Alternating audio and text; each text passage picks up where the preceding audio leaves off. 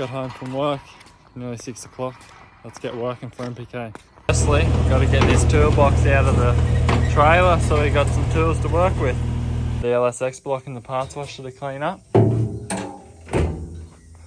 Got the car up on projects, making a game plan of what we're going to do, how we're going to mount the new motor, radiator because built for drag week.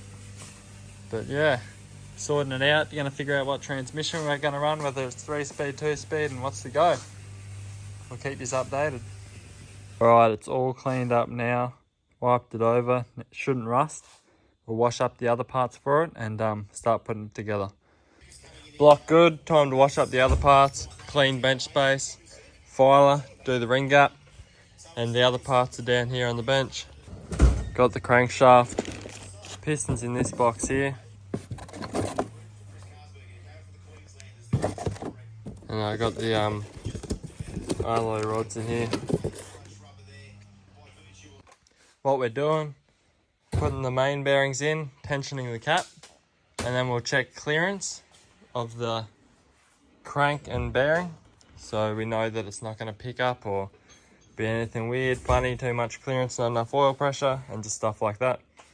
So we got our crank, and we got this micrometer, and we'll check the journal size, and that goes perfect fit over it. And then we got the ball dial indicator. We will set it to 0, and the measurement will be relative to the journal size. And when we got that set to 0,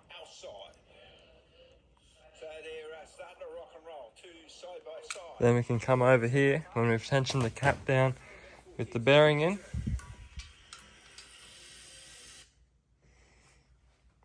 And we can see what we got, which is 1 9/10. It seems to be reading. So what do you think? A bit tight? Probably might go to a 1 under extra clearance bearing. Yep, change the bearing, get more clearance so we have what we want. Change that bearing out. What are we reading now?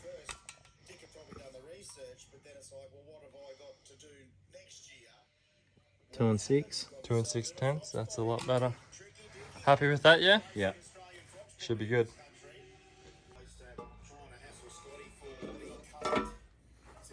Oh boy, all tensioned. Spins free as fuck. That's what we like. Minaz. Now just got to put some pistons on rods. Got the spiral locks, oil rings, stuff like that. Knocking the pistons in now. Ring compressor. We'll now get the soft hammer.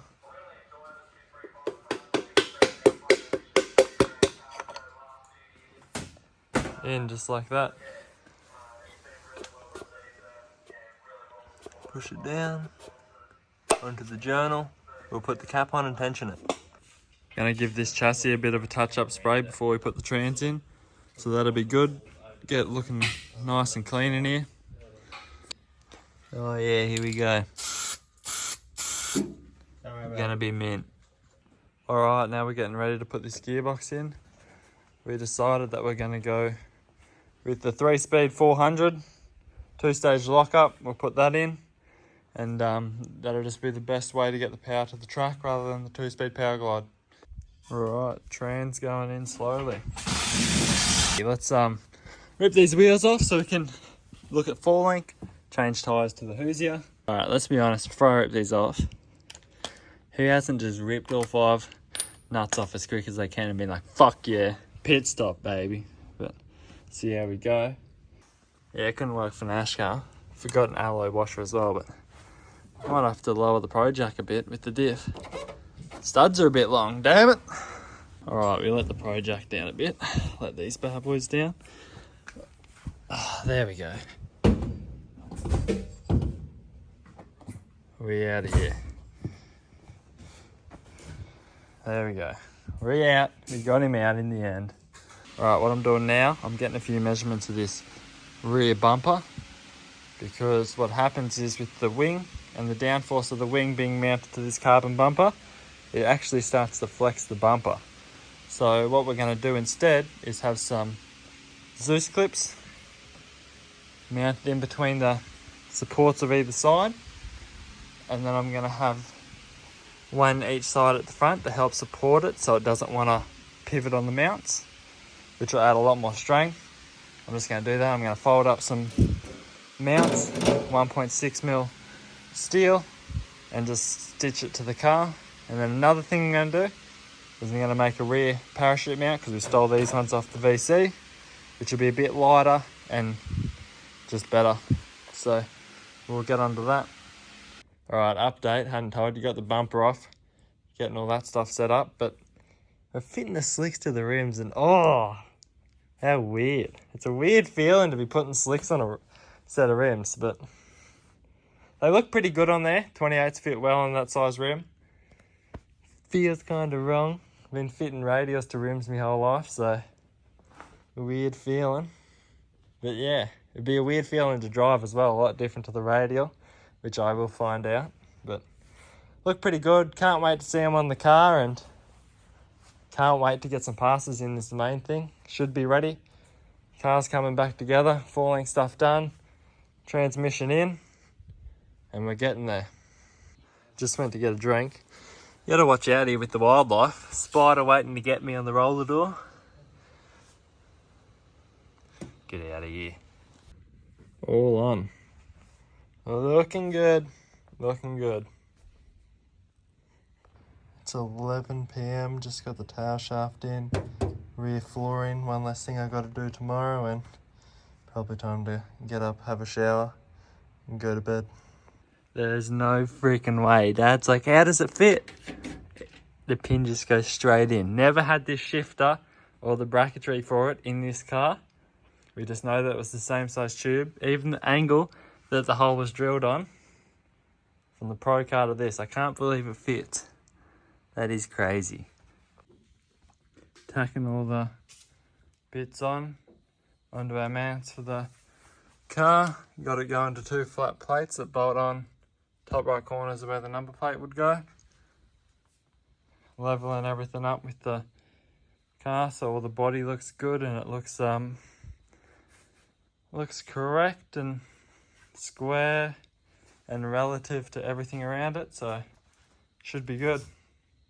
Alright, got all my little brackets made, sanded flush on the outside because it's got to sit in, and it's on the same shape as the inside of the bumper, so it fits in there perfect, helps support the weight downwards. Cut that off. When we sit this and the bumper on there, gonna sit it on the car and work out how far out we want the bumper to be from the car. And got these little side ones for the front. So yeah, and then I got the support, which I curved the end of it, so I can sit on there, and then I'll be able to weld it all up and support it so it don't bend. I'll show you on the inside of the bumper here. It'll sit nice in there and support it a fair bit.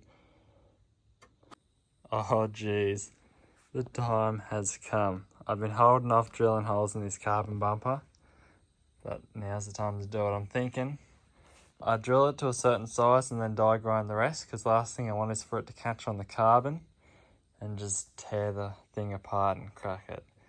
So I'll start with a small drill bit. First drill bit successful. The drilled not too bad. I'm going to give the die grinder a go now. Oh well, that was scary. Got it done. Pretty round hole. Allows the radius of the Zeus clip to sit down in there. I think it turned out pretty good. So yeah, now I just got to die grind out that other one, and we got our 2 back Zeuses done. I'll pop rivet them in. Alright, got them in. They're held in with fasteners. Now, if you rotate the bumper up, you'll be able to see the bracket on the back doing its job. Fits nicely. Now we just got to locate it on the car and work out how much of the bracket we need to cut off and how much we're going to leave, and then we'll TIG the bracket to the car and weld the support piece on. got this parachute bracket done, mount, if you will, paint it up, and it's on there now. Just doing the bumper bar, got the masking tape on the body, working out where these mounts need to be, and then I'll weld little bracings onto the mounts as well to stop them flexing. And the black Zeus clips look good, just lining everything up with the body now, and it should look awesome. Got that bumper mounted, the mounts welded on the back. Just got to do the other mounts, which just support the front, not weight bearing at all really. The fitment is nice, and it should be able to support the downforce of the wing. Alright, rear bumper on, Zeus done now, wing mount, and look at it, it's just looking sexy now. I think it come up amazing. Wing sits nice. The bumper can support it, the carbon bumper now, not as flimsy with the brackets that are more solid, so it is fully sick. Just put the back seat back in, around the tubs. Dad's wiring up the front wheel speed sensor now. Getting there. We're checking ride height now, and it's looking good.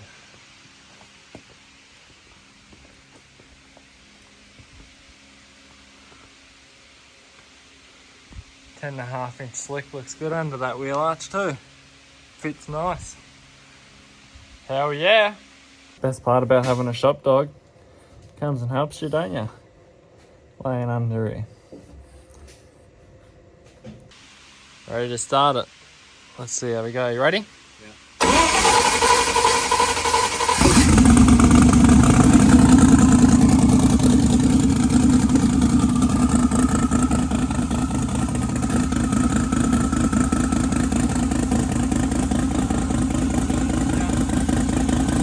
This thing is huge compared to a power glide. Probably got a bigger bell housing as well than power glide, but 3-speed shifter in, ran it through the gears, everything's good. Dash in now too. Parachute bags on. Just checking everything over. Dash works. Gonna check the air shifter, and we'll be able to load it up tomorrow. Alright, let's test the shifter. Mint. Alright, let's give it a trans brake.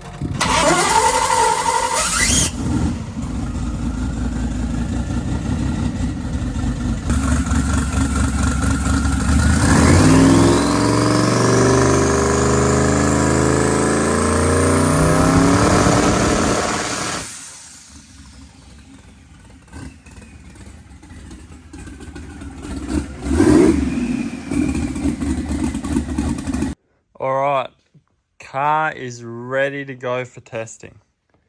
Still running the other motor, we haven't put the new one in yet. Still waiting on a cam for it. But everything's looking good. Bumper's sitting straight, holding the wing nice so we can, you know, lift the wing up and have it sturdy so adds more downforce. Good fitment on the slicks. Ride height's good. Got the 3-speed transmission in there now. Everything's looking pretty neat, so that's good. And we should be ready to go. Put the front end on and we'll load it up. Just got to do one more thing, take it for a drive and check the wheel speed sensor that we did and make sure everything's going to be accurate. Alright, we're just going to drive and set speed sensor down there.